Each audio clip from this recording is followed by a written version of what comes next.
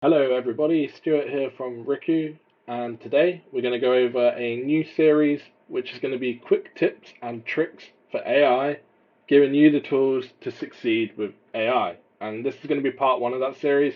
What we're going to aim to do is make these videos sort of 2-3 minutes long, giving you the basics of a different area of building with AI for text generation over the coming weeks.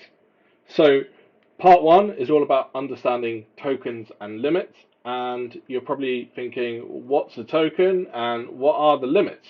So, a token is an output or even the input which you put into the AI model.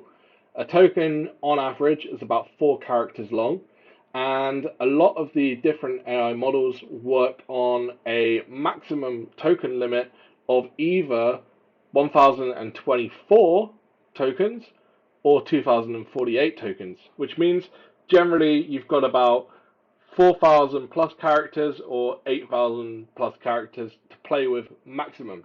What's important to note when you look at tokens is a lot of the models count the input and the output together. So if you're maxing out the tokens within the input of your prompt, you won't be able to get the output because there's no room, there's nothing left for it to create with. Likewise, if you are after multiple outputs from a prompt, you have to bear that in mind because making multiple outputs at the same time costs more tokens to create. So, as a rule of thumb, there's a few things that we can do to make sure that we're always on the right side of token limits and also to build the most efficient prompts possible. Because if you're building an efficient prompt, you're going to have a better experience with AI and things are going to run a lot smoother. So I've loaded up this short profile biography prompt here, which has a few examples. How would I know what the token limit should be for this prompt? What I like to do personally is I like to copy the longest example output, which is this one here. I like to go to a word counter or character counter like this.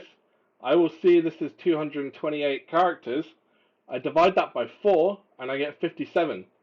So this output here is taking 57 tokens on average. So then I can come in and adjust the token limit and say, okay, this one is 57. Let's give it a bit of wriggle room. So we'll add a few more on top of that.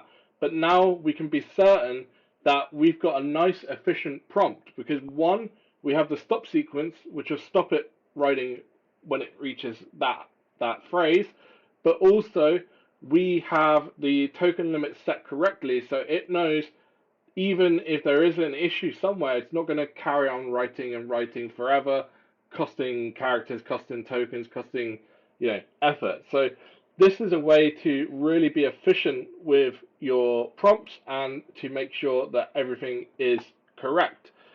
The final thing to note is if you are creating something and you are going to be wanting to get multiple outputs at a time, you really don't want to have your token limit above sort of 256. That is really the sweet spot because if you times 256 by 4, you get 1024, which generally tends to be the maximum output. And each of the output token that you set in the sidebar is for one single output. So when you're going to be generating more and more, it's going to be timesing that by X amount based on the generations.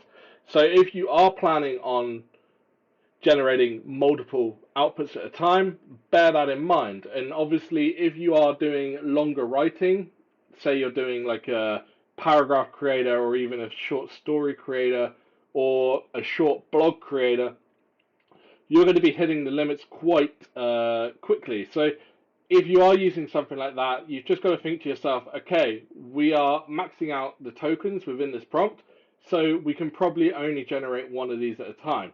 So it's all about just sort of thinking and having the understanding of what tokens are, how they're being used, and how they affect the outputs, and how to use them efficiently.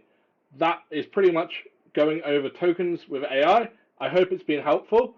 Let me know any comments below with regards to areas that you're stuck in or need help. Thank you.